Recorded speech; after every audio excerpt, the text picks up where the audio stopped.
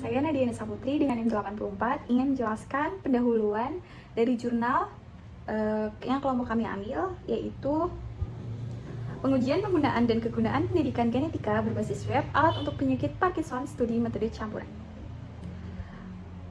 Pengujian genetik sangat penting untuk mengidentifikasi peserta penelitian untuk uji klinis yang melibatkan orang dengan penyakit Parkinson atau PD yang membawa varian gen glukoserebrosidase atau GBA atau gen repeat kinase 2 yang kaya leusin.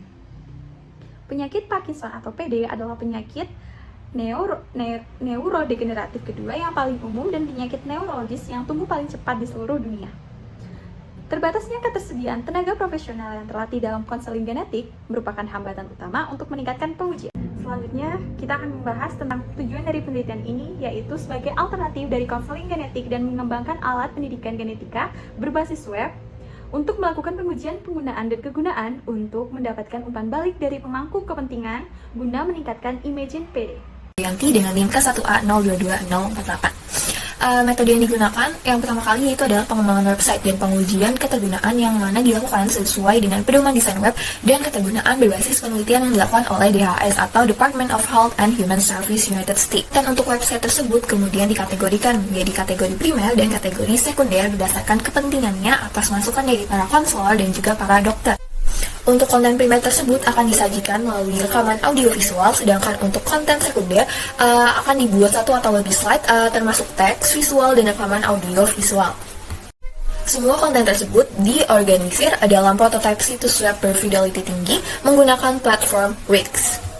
Setelah prototipe dibuat, umpan balik akan didapatkan dari konselor genetik dan juga dokter dalam bidang keahlian neurogenetika, yang kemudian situs web baru akan dibuat yang agar lebih kompatibel dan dapat diakses oleh semua orang.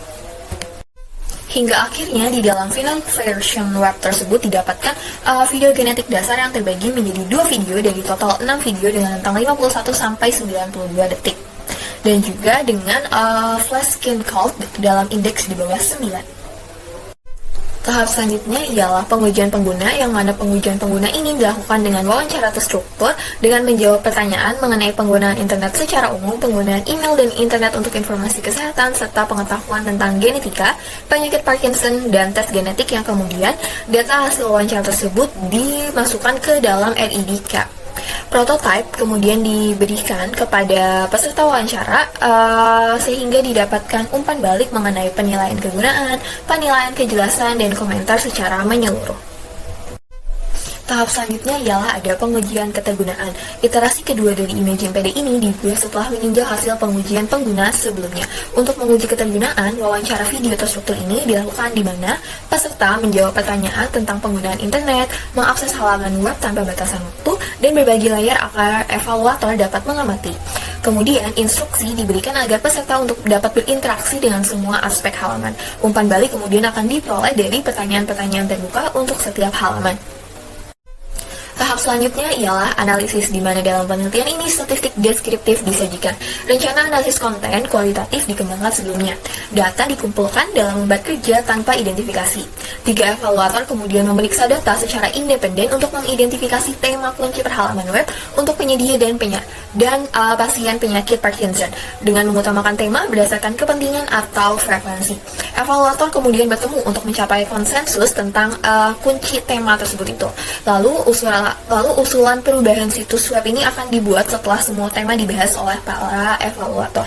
Tahap lainnya ialah ada persetujuan etik, di mana sebelum memulai penelitian, persetujuan dari Dewan Etika Institusi IRB atau dalam hal ini University of Pennsylvania telah diperoleh, dan persetujuan informasi telah diperoleh dari semua peserta sebelum melakukan kegiatan penelitian. Penelitian ini juga mengikuti prinsip-prinsip yang tercantum dalam deklarasi.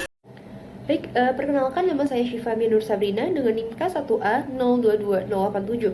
Jadi di video kali ini saya akan membahas tentang hasil dari topik yang kami ambil. Yang pertama itu ada website development. Di dalam website ini terdiri dari 3 page yang berisi tentang video, 3 page lagi yang berisi tentang video animasi, dan juga ada audio textbooks yang dimana dapat membantu user untuk menggunakan website kami.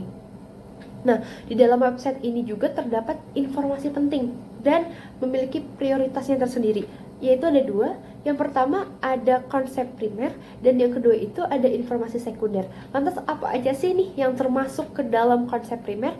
Yang pertama itu ada genetika basic, yang kedua itu ada genetika dari Parkinson disease, yang ketiga itu ada pengungkapan hasil dari tes genetika, yang keempat itu ada limitasi, serta yang kelima itu ada implikasi.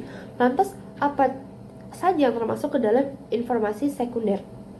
Yang pertama itu ada diagnosis, terus yang kedua itu ada gejala, ada bagaimana sih mentreatment atau memperlakukan Parkinson disease, ada juga yang terakhir itu pengenalan tentang genetic counseling, dan tentunya hal ini disampaikan oleh para ahli di bidangnya.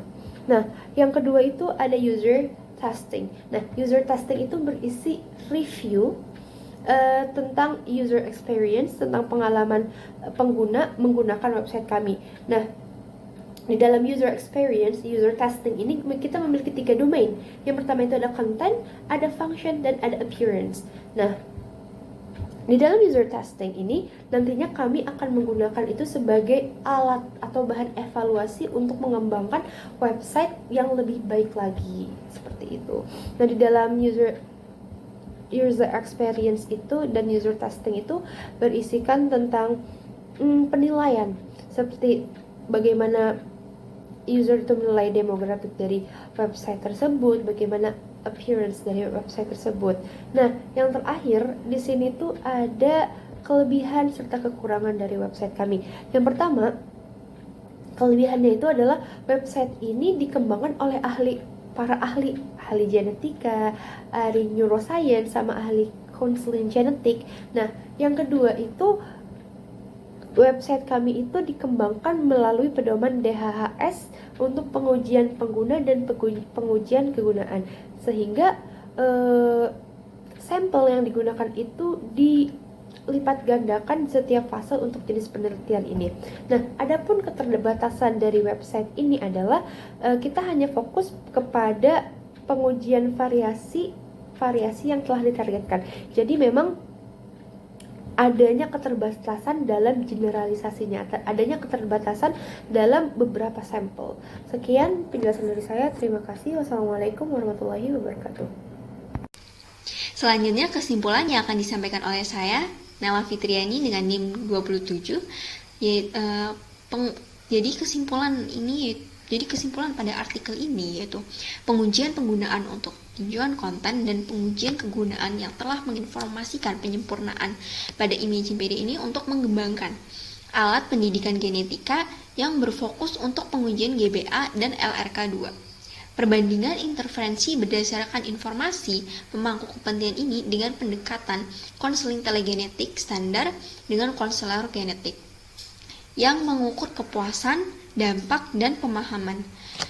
Imagine PD ini memiliki potensi untuk meningkatkan akses terhadap layanan neurogenetik bagi pasien PD yang tertarik mempelajari kelayakan mereka untuk uji klinis yang diarahkan oleh LRK2 atau GPA.